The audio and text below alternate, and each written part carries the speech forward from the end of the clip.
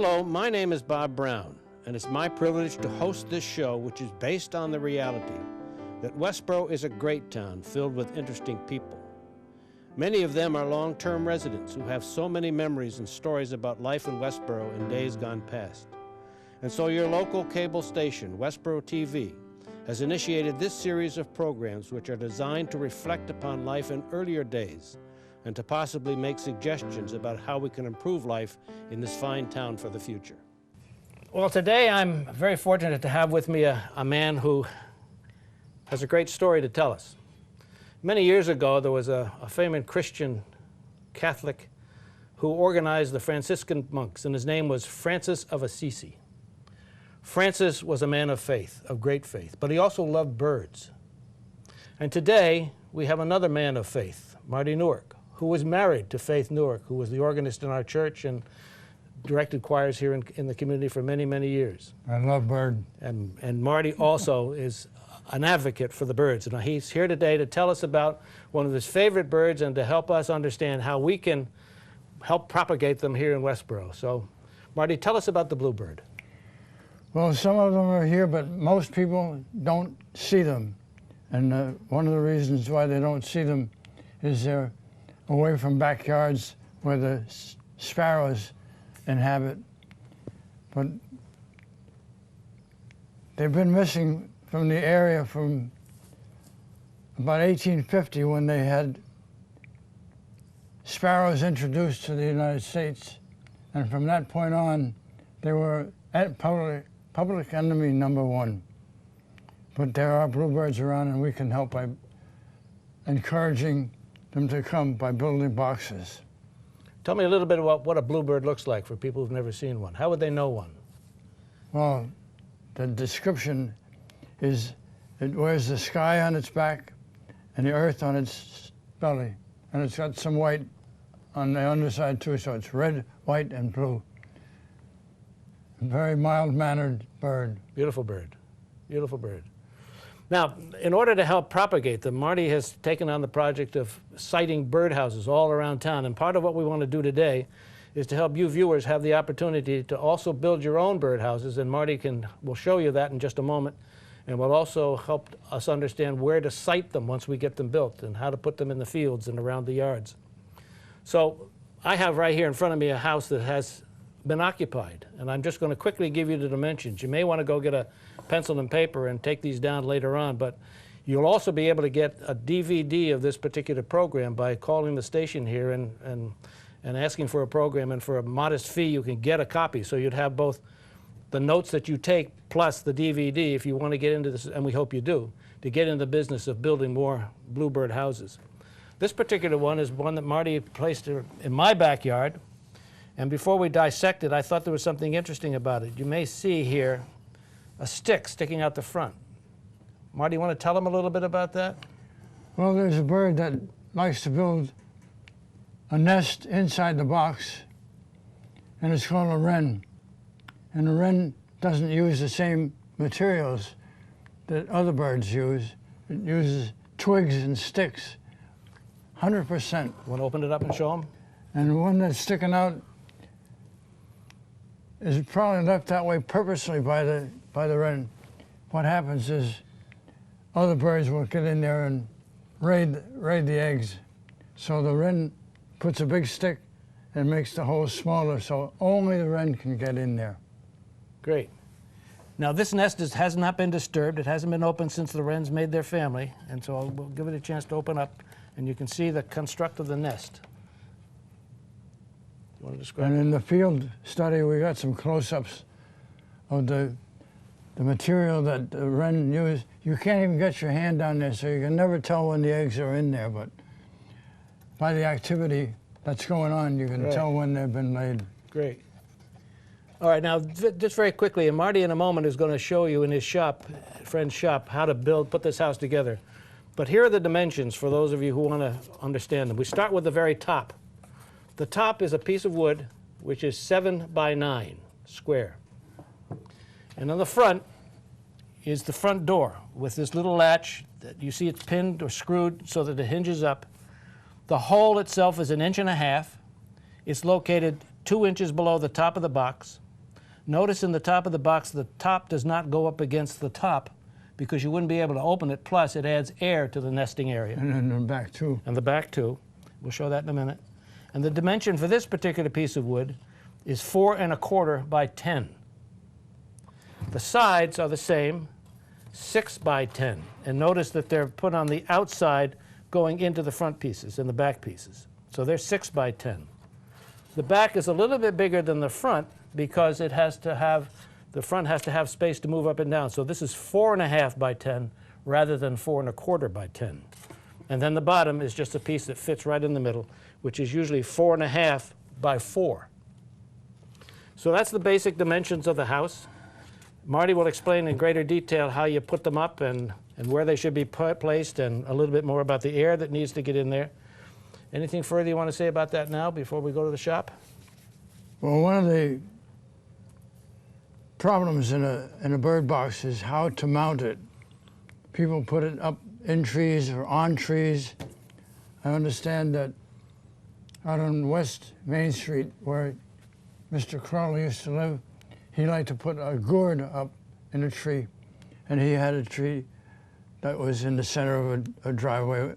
I think the bird gourd was about 20 feet in the air. Most people find that an average height of it is about eye level, but there's a fellow named Brent Smith. He had a bird box that was about 2 feet off the ground with successful nesting in it. Cats and other climbing animals play a role in this because they like to, for instance, a raccoon would climb up the pole, whatever it's on, and reach in to get an egg. That's, I guess, ice cream to them. In Brent Smith's case, he saw actually chipmunks climb up the pole, get in the hole, and of course you can't stop them from getting in anything they don't like. Cockroaches, I guess, they can get in any space that got a crack and they'll get through. Yeah. But there is something peculiar about where they site their nest or like to be, isn't there? Some birds like the dense forest. What's unique about a bluebird? They don't like the backyard. It's too confining, unless it's in a rural area, like out by Nurse Farm. It can be in the backyard. As long as it's a clearing, the ideal spot is got grass, shrubbery, high wires, or trees where a bluebird likes to survey his territory, his or her territory. And they have such eyesight that when something flutters on the ground, whether it's a cricket or a grasshopper or a moth, they can see it and they zoom down. It has to be like a lawn. Or an open field. And an open field. Number one is cemeteries. Number two is golf courses. Number three would be a school grounds. But when you put a box up by school grounds, there's always a few kids that like to get rough with anything that they like to destroy. So those open spaces are the best of all. Great. Tell me a little bit about the migration, Marty. Do they stick around here in the winter, or do they go south, or what's their habitat? Well, it's interesting that I'd say the biggest portion of the bluebird is migratory, which doesn't mean like the butterfly, they go all the way to Central America, but they don't like to have the snow cover because they can't find anything to eat. So a fraction of the population will stick right around Westborough as long as they have protection.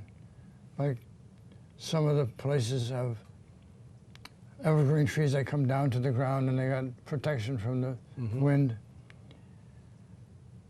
A migrating bluebird will go as far as to get away from the snow cover. And if the snow cover disappears for a month, they'll come back and find things to eat. Great.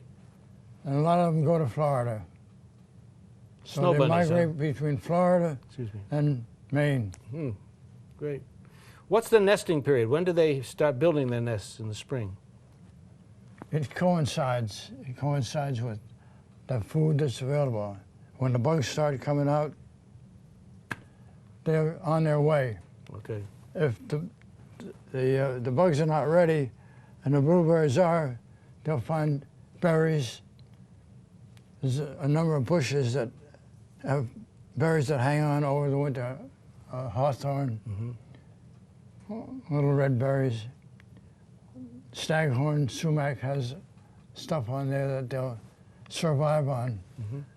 So they don't mind scrounging for their food until the bugs are out. When the bugs are out, they're in bug heaven. Bugs the main meal. Okay, yeah.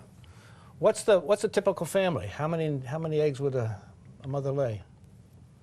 Well, when they first come, of course, they look over the boxes that may be available. And when they decide which box, they don't decide. The female decides. It's like everything, right? Right. The male sometimes comes ahead of time and knows where to show the boxes. Of course, he probably saves the best to last. They decide on the box, they start building a nest in it. And that could be as early as February. Snow would still be around in January, so you expect to get some nice days. In February, they come back, and if the snow is somewhat gone, they'll start thinking about nesting. Didn't we have one late spring where it got very cold and you lost a bunch of bluebirds? Wasn't that a couple of years ago? Don't I remember that? Well, got too cold for them? this year it was rain Okay. and bad weather. Yeah. But that can happen if birds that stay around are hardy. But if a real Okay. blizzard comes along, they'll seek shelter. And one of the, if the weather turns wet and cold and snowy and slushy, and they don't get proper Food. protection, they might not survive. And one of the ways that we can help is put up a box that is about 3 times the size of this in volume, with a hole in the bottom, and it's a haven, safe haven for a winter bird. So if you know you have a population of bluebirds that inhabit the area, you put one of those up, it might save the lives of some of the bluebirds, because when they go into a shelter place like that, all the birds that are around try to squeeze in the same box, and some of them suffocate. That's sad, but it's for the good of the population that most of them survive. Now, I presume it's mama who sits on the eggs. And how long does she do it? How long does it take for an egg to hatch?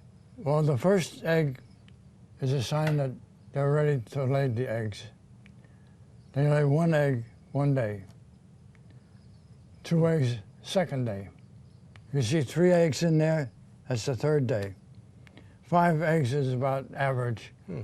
And when the 5 eggs are laid, they'll start the incubation. And how long is that? That's about 13, 14 days. And then when they hatch, how long before they can leave the nest? About another 2 weeks, so that whole process is about between 4 and 5 weeks. Wow. There's a little brochure that I have out that has a specific number of days that it takes to hatch the eggs. The incubation starts when the last egg is laid, because that allows them all to be hatched out at the same time. Great. Now, I mentioned that Marty's a man of faith and a man of birds, but he also is a reporter, and he has an article in the weekly paper Yeah, that's fun. about the bluebirds, which you can read and add further information to your repertoire about how we live with bluebirds.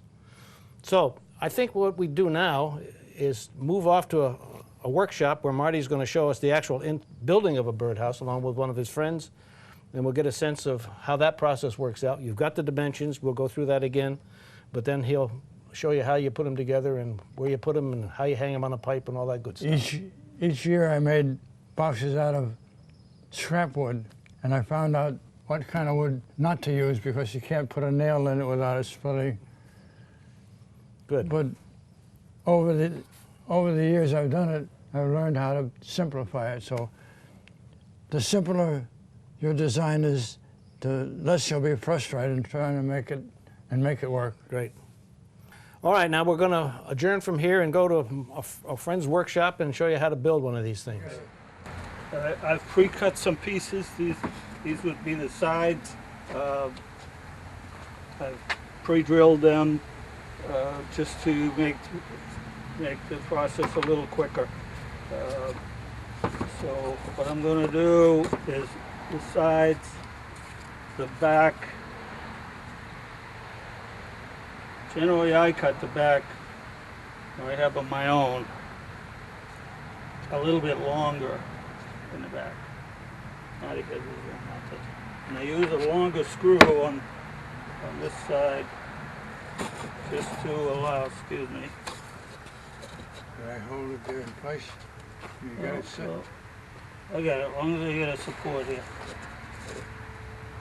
Okay.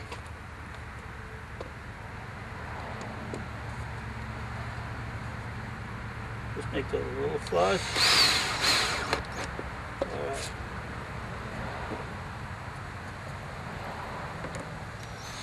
I like those little square holes, they don't slip. No slip. Some of the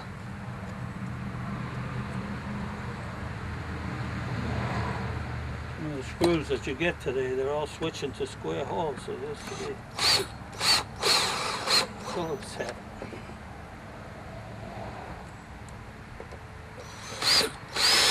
Okay, that's the back and the sides. And then what I find, I put the door on first. See, everybody has their own little method. Goes in here. I use just a 1/4-inch washer. This is sometimes a little tricky if you want to. I don't know if I put it this way. That's the hardest part done, right? Right. This is a little tricky sometimes. Oh, before that, you need to mark down approximately 2 inches on center and drill 1.5 inch hole. What I use is a Forstner bit, 1.5 inch diameter. And then you set your door approximately down, 1/2 inch down from the top edge of the side.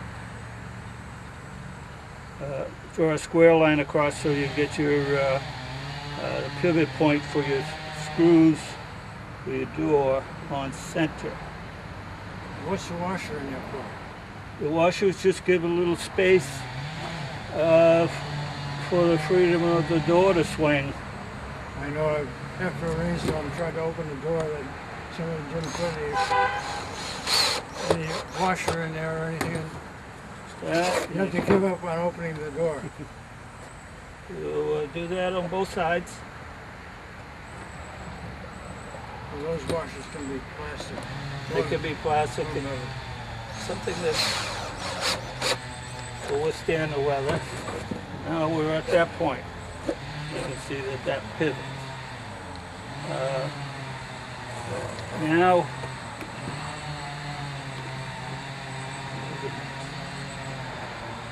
I do it all before. This is one of Marty's methods. He showed me where you put a piece of screen that you cut on the bottom, and then just slide a pre-cut piece of plywood or what have you in there that can be removed to clean. Also, which is one nasty job if you got a solid bottom. So. right, if it's more convenient for you to put a solid bottom in, you just cut a piece from the door stock, force it in there the best you can. It will go in there. then screw that in. And it is best to chamfer these corners so that moisture could Air it could go through or any rainwater. But in this case, I'm going to put this on. And what I do is just use the washer. I'm going to switch my bit. These have a Phillips head.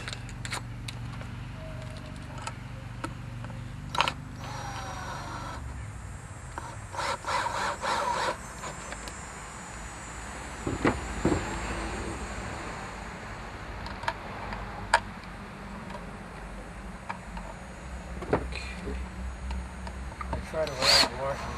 It doesn't stay there. New tax come up because you're going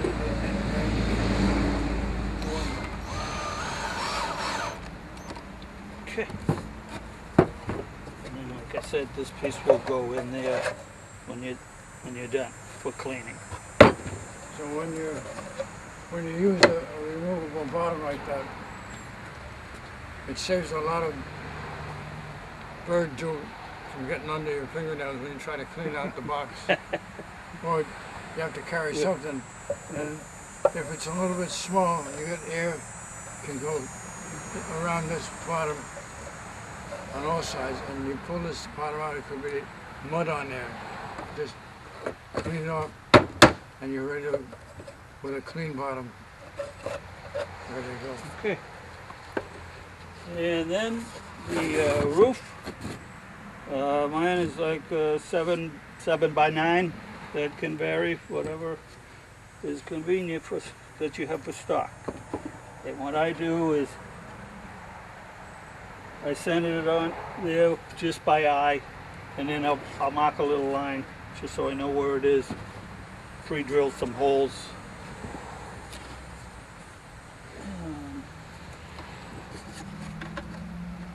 Flip it over so I know where I am.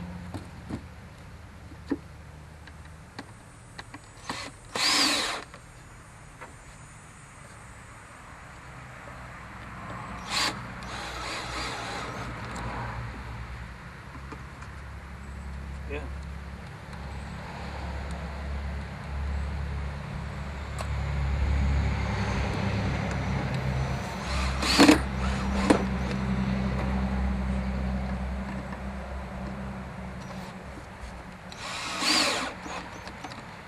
And that's it to that point. Oh, the little, Oh yeah. yeah. And what I just take a piece of the edge grain of the of a scrap piece and just cut it off to make a little stop. Keep the door from opening. Pre-drill a hole in it.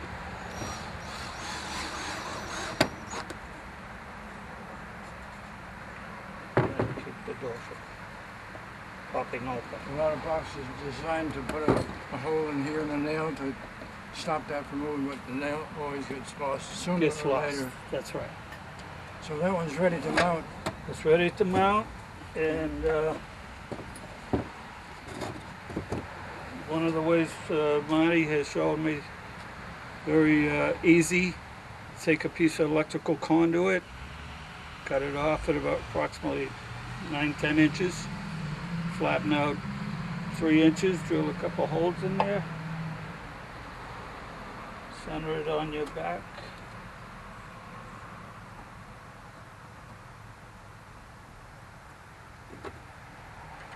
Make sure the screws are long enough to hold, but not protrude into the box.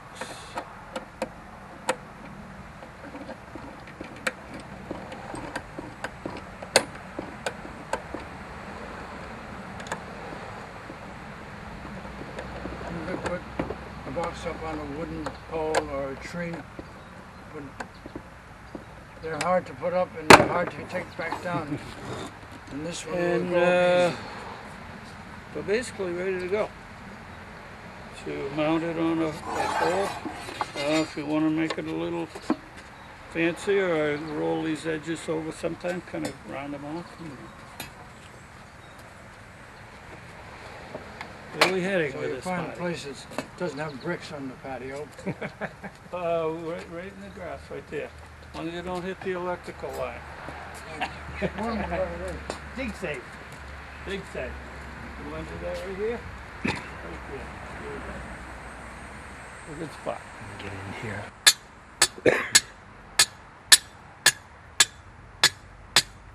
This is half-inch Good enough? rebar. It's not in deep enough.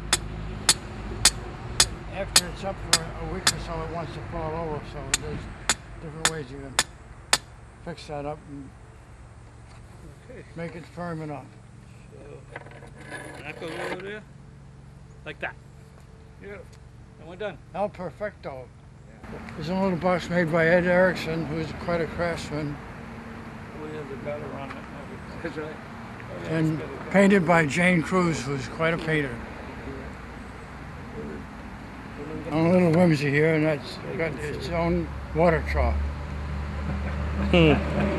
Marty, you've shown us now how to build the birdhouses. Let's talk a little bit about how we maintain them and when we clean them out and what do we do with them over the winter. Well, a lot of people build a birdhouse, put it out, stay active for a few weeks or a month. If they don't see anything happening, they kind of drift into other avenues of interest. And the way to handle a birdhouse that you put up is to continue to monitor it. And if it's wintertime and you want to clean it out, you clean it out. If you don't plug up all the holes in it, you'll have renters, seasonal renters of a different kind. The mice will move in, but they're fun to, and they're not destructive. So it's 6 in one, half a dozen in the other. What you want to do with a bird box out of season, I'd concentrate on the boxes that you're going to put up next year and getting ready for the first day of the new season. That's when you want to make sure all your boxes out there are in condition. And the most successful box Is it? of the year. Well, I ought to put a blue ribbon on it.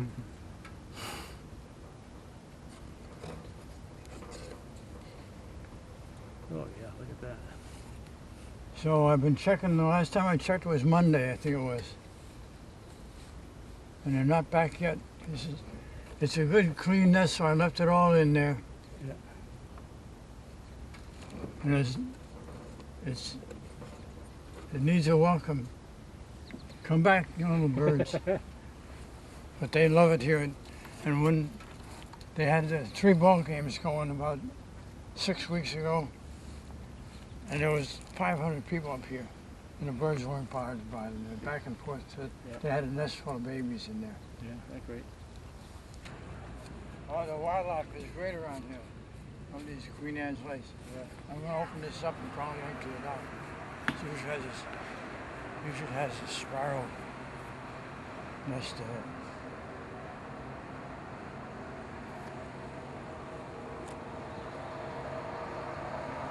No eggs.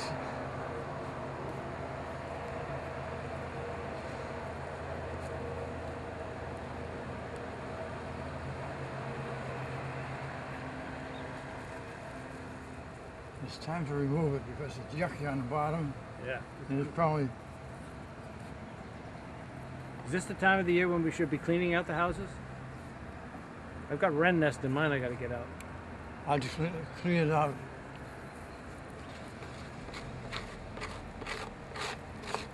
Well, it gets dusty and rain soaked, and it soaks into the bottom of the box.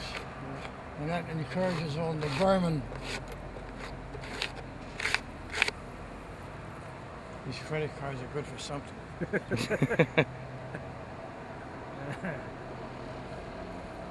Good. Check this one in the middle of the field.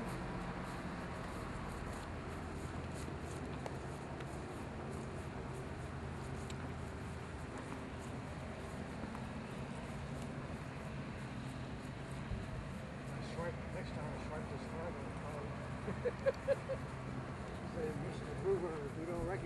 bird.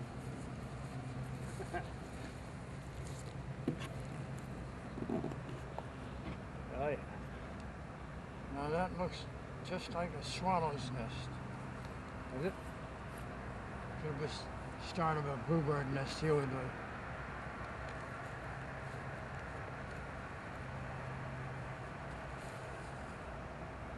It's old. It's ready to cleaned out. Yeah. Dusty on the bottom.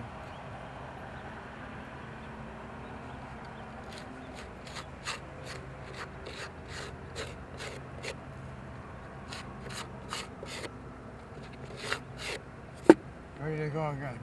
If anybody wants it, come on down. That's right. What a sky. There's one in this bush over there. Oh yeah. Bluebirds don't come to a bird feeder except in early spring. Nobody home.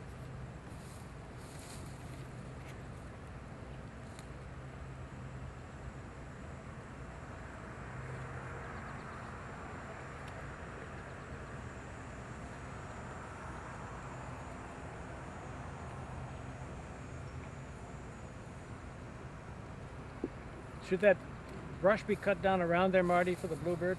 They're like an open area, don't they? Yes and no. Avoiding it. Is that right? I thought they always wanted to see if there's any predators around. Now see what's happened to this baby. Wow, look at the size of The, that. the animals Yeah. got in there, they made a home of it. Need a new door, huh? What animal do you think made that hole bigger? Squirrels. Squirrels, yeah.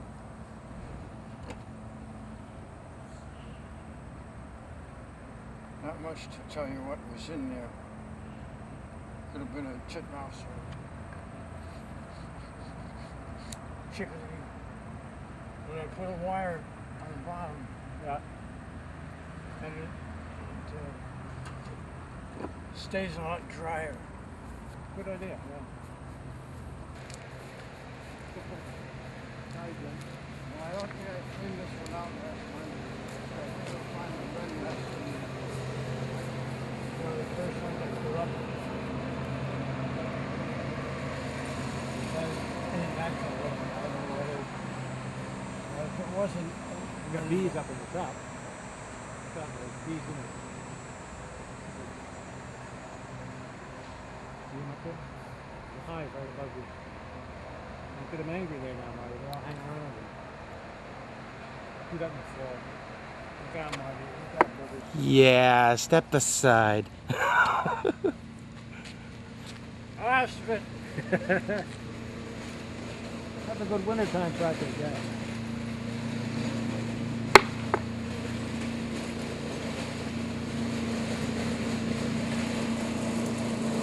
Yet another hazard of bluebird house clearing.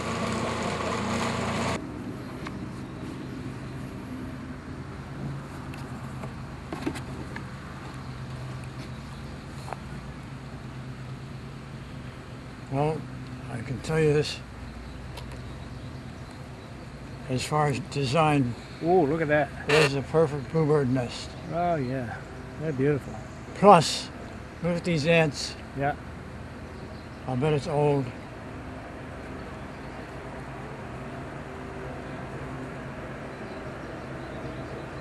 This is one reason. Take a close look at that. You seen them? You see the ants? I think so. It's hard to tell through this little screen, but I can see them. Once we get it on the big screen, I think I could see them everywhere. I could see them fine without the camera, actually. Yeah, see. Well, that nest is going to come out.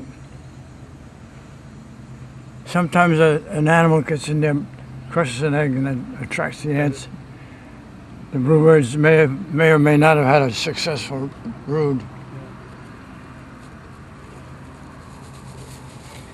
Oh, that neat nest.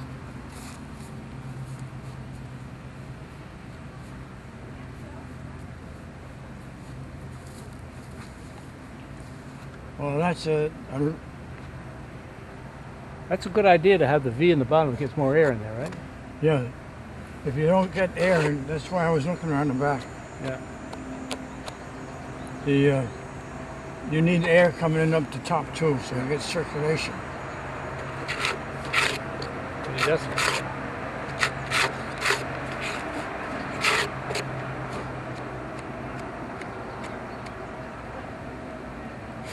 If I was an anteater, I'd be having breakfast now, I think.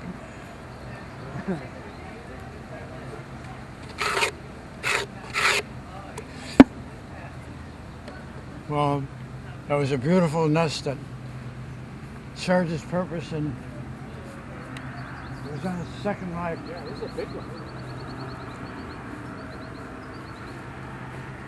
And they're all stuck in the brambles here too, so watch it.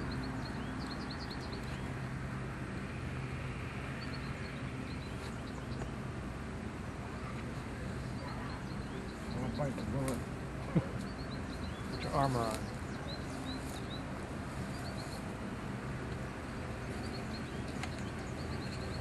Oh yeah, good growth in there. Ah, Wow, that was a big one. that's a sparrow's nest. Is it? Well protected, isn't it? Yeah. Sparrows build a nest with everything they can find, plus a canopy over the top of it. It's gooky on the bottom.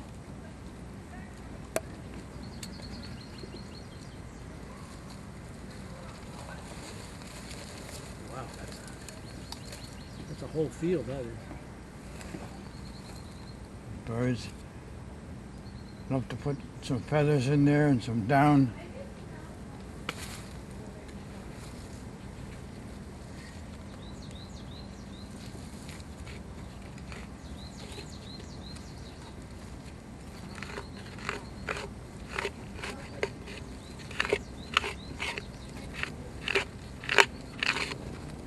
Well, that needs a better cleaning than that, but that's all it's going to get.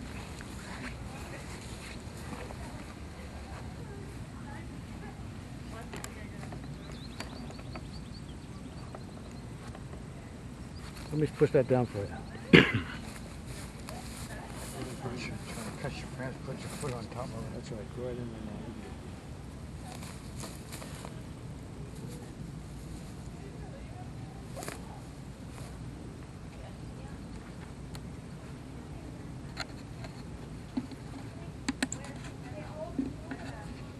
Oh yeah. Wren, Mr. and Mrs. Wren lived in there. They're big sticks, right? Yeah. Same as mine, yeah. They're gone now for sure.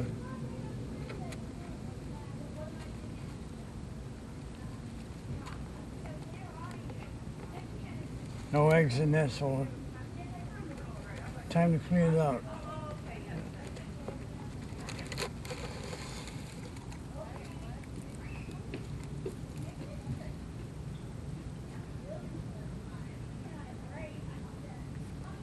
There's one egg left in there that didn't make it. Is there? It's a Carolina wren because it's got a pink background with the brown spots on it.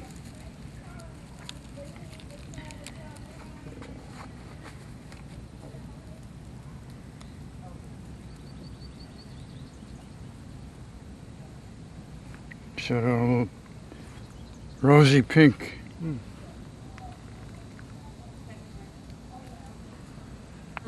So it's served its purpose, and that's a sterile egg now.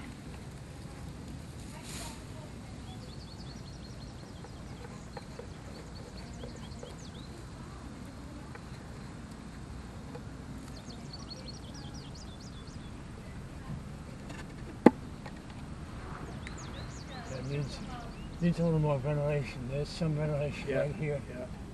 So this plus that is good. If I was making a box, I'd put a little ventilation in the back. Yeah.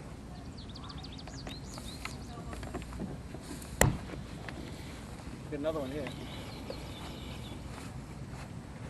The old timer with the nails in it.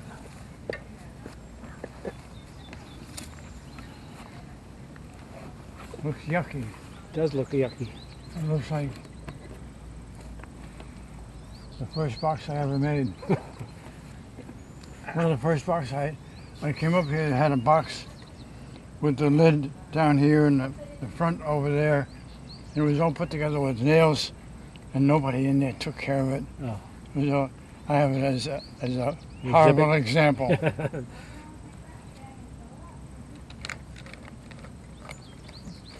Yeah, I can tell this is one of my boxes because one of the first ones I put the wire in the bottoms. Yeah. So in order to clean it, all you have to do is take out the board at the bottom. Yep, there you go. If it's almost so bad, I throw it away. Yep. Needs a rehab, that guy.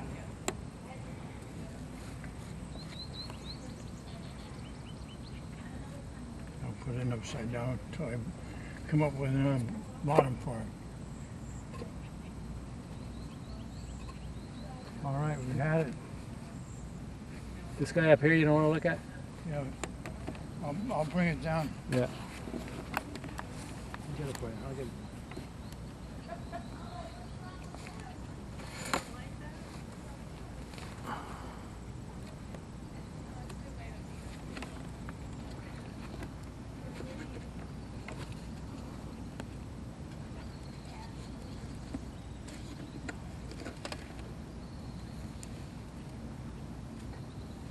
Looks like another sparrow's nest.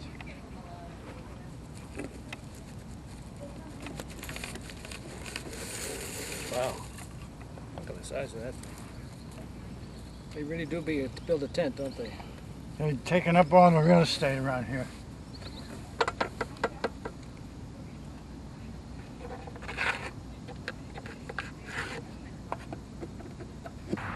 Well, I mean, relax. Now, we've had a lot of activity in this box with the swallows. Take a look, twist it around. I did what you said, have it face that little branches so they could sledge to there.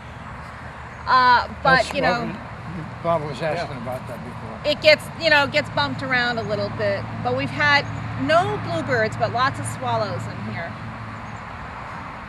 Need help throwing that out, Bob. Okay, I got it. There you go. Whoa. Now there's an interesting nest. That looks like an apartment for several kinds. This is a titmouse. Oh, we Up have to here. so much we have a whole family of them over there right now. We had a nest here, and then Yeah.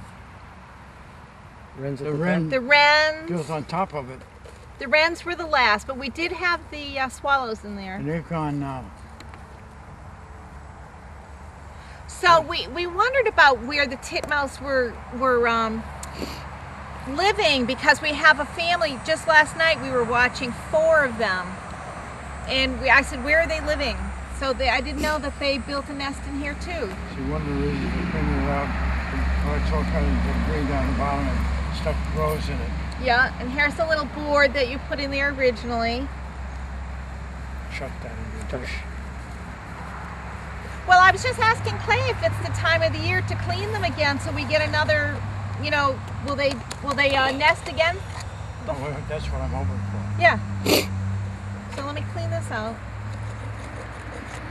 Where do you see the other box? You're going to be shocked.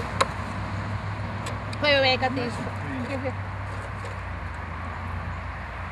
Same as that last one. Oh, isn't that it's a- interesting? Oh, there's an egg. It's a Carolina wren, but I think that's a Can you- sterile Can you see the job egg? of this. We've come across a couple of them. Is it dead? Yeah. It's cold, and Oh. when she sat on them, there's always, not always, but with the weather we had, I'm not surprised that one gets abandoned. Look at the beautiful feathers in there. You want to save that as a teaching tool, that nest? Well, it's permanently He's got it on tape now. So. on the Preserved cellular forever. right now. Put the little, you still have the little egg? Can I keep it? You can keep the whole thing. You can keep half of it if you want. You want it easier. Look at all the work carrying all that Oh, in it's there, amazing. huh? Now, am It took I? about 2 days or 3 days at the most, zipping in, zipping in. Oh, it took mine weeks. It was just one bird doing it Bob, where do you live? on Forbes Street down behind the high school. And so, how many boxes do you have? With one. The one, and is one enough? Well, I have an old pot that I hang up that others have been in, so there's really three nesting places. Oh, we're putting that one back in? It looks like this was nailed shut right there. Nothing written to that one. Oh, I know. Clay had a question. See how that hole has been eaten? See how the hole is gotten bigger because somebody's eating around it? Now, I can't remember what bird he told me. Well, we have a wren box attached to the barn, and another little box on a tree over there. And I asked him if the bluebirds or the swallows were going in there, and he said no, because another bird had made the hole too big. And the woodpecker Is that true? That if the hole gets too big, they won't go in there? could be. That happened to mine. Usually it's the other way around. The woodpecker makes a hole and the bluebird will use it Oh, I see. the next year. Or maybe a squirrel made them too big? The squirrel's the normal culprit. The squirrel's the, okay. Caper. Kayak caper. Kayak On caper? Mill Pond. We Wouldn't that need be fun? to? We need to, or you did? No, we need to do Oh, we that. need to do that. That would be a blast. Well, we loved it. We discovered early this spring before the mosquitoes came out. We've lived here 10 years, and it's the first year we finally used the river for boating. And the river otters were on either side jumping out of their holes. And the Fisher King birds. The river otter in this stream back here too. didn't you? No, you know what we had? Right over that hill. Of course, that's all 420 plus acres of Mass wildlife land. But right over that hill is a pond. And the beaver found it and built this huge dam. So every night we would go up with the dog and we watch the beaver swimming back and forth. Then do this. And the dam got so large and they cut down so many trees, the beaver cut down so many trees, that just, I think 2 weeks ago it was, Mass Wildlife broke the dam with bulldozers. They trapped the beavers and relocated them. And now they've opened that back up I because think that's a losing proposition. You'll be back. it took over the water from the pond, took up 3 parking spaces in the parking lot. So we're waiting. Clay and I go up there now. We're waiting for the beaver to come back. We can't wait. Do you see the snapping turtles in the dirt on the road at all? They used to nest in them. You know what they do? You could mark it on our calendar when the snapping turtles are going to arrive. This year, we walked out our sliding door, and the snapping turtle was under that little brown umbrella, was there on the grass, and she dug a hole right where we were going to put our table. And I'll tell you when she was digging a hole. Usually right on my birthday. On your birthday, June 9th. June. Well, then we thought that was that. And then when Clay moved the gardens, and that area was just all dirt, I came home one night and he said, "Did you just dig another hole in the middle of the garden?" I said, "No, I didn't." And we looked and we could see the eggs. We could see they had dug another hole right in the middle of the yard and put her eggs and didn't cover them up well enough. So we covered them. We never saw any babies come out, but you could mark it on our calendar every year to count on it, because the river's just about 400 feet through the woods. Somebody cleaned out all that brush in there. My husband, for 3 years, he's worked to take all the invasives, bittersweet, the choke cherries, all of the vines that were in the trees, and he's gotten permits from the town to burn. You can see there's one stack of wood left in there. Yep. And he cut us, trails to get to the river, but at this time of the year, it's just too buggy. Yeah. But it's taken him 3 years to clean out all those invasives so that we can open up. So the choke cherry and invasive. Oh, yes. It's very bad. And you know what the other thing is? What a Rosa rugosa, the rose. And all the bittersweet's gone.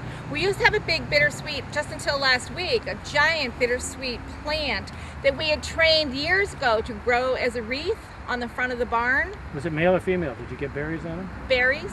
That's a female, yeah. So we just took it down last week and put her lilac in its place because we knew that the birds were going to carry It'll be the back. berries. It'll be back. We burned out the root and Did you? pulled it up. Yeah, good. So, you know, They're we're tough just, to get rid of. because I now understand it's illegal. Even florists can't sell a wreath of bittersweet, or they get, you know, they get All fines. over the place. Got 'em Yeah, up in but Maine. I they thank choke you for everywhere. noticing that, because he has worked very hard to clear that out. And when all of that young plant material that you see that's, you know, knee high or whatever, this fall that'll all be gone. Oh, and what's really exciting about let me tell you about our golf course, okay? There are 6 holes. Each hole is named after the flora and the fauna and the animals. So the first hole over there is called the Jack in the Pulpit, because right behind that is when he cleaned out, this huge field of Jack in the Pulpit came up. Rare. Gorgeous. It's like when they all come in bloom, it's amazing. This number 2 over here is called the Beaver Dam, because that's the Beaver Dam's on the other side. Number 3 is called, there's a path, a natural path where the deer come out over there, and they cross over and they go over to that little pond. So number 3 is where the deer come out.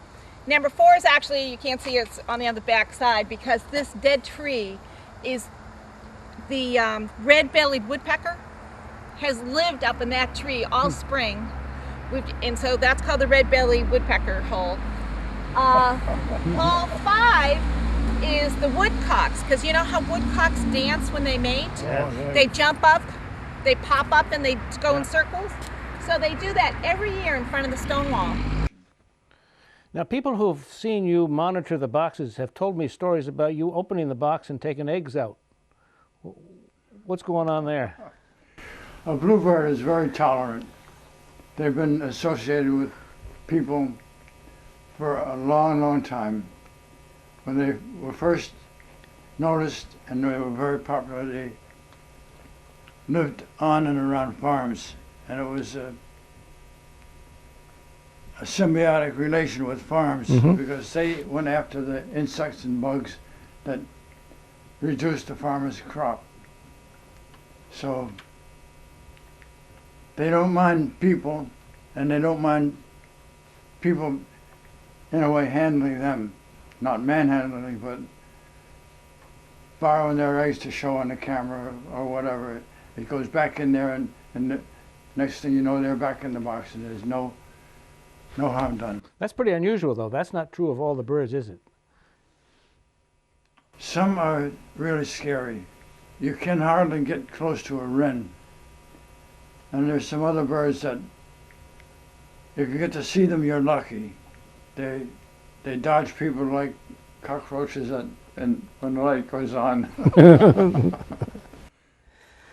Now, the theme really that you're really proposing to us is that we could build houses, we can put them in the field, we can maintain them, but we should be doing this on a regular basis. If we're not going to do it properly, we really shouldn't do it, should we? Right. I hate to say that some people have gotten into projects where they put out boxes and they thought that was it. They're done with it. Maybe they followed up for 6 months or a short period of time, but if you're not going to follow continuously that box that you put out, the best thing to do is take it down. Good. And if you don't take it down, you're exacerbating the bird that's going to go in there and use it, the sparrow. In other words, your idea was to help the bluebird. You put up a box, you don't maintain it like the bluebird needs to be maintained, and the sparrow moves in, so you've just done the opposite of what you really wanted. Right. Now, you also mentioned a little bit earlier about the migration of the bluebird and the other birds. Would you elaborate on that a little bit more? Why don't the bluebirds all go to the same place, and where do the other birds go? Well, they're maybe brainy is the word. They go where the food is. They follow the food trail, and the food that's available is available when the ground is not covered with snow. So when snow comes, they mostly go, and they'll stop if they get to Maryland, there's no snow, they'll stop there and hang out for a while. If the snow disappears here, you'll see them coming back. So they move back and forth with the snow line.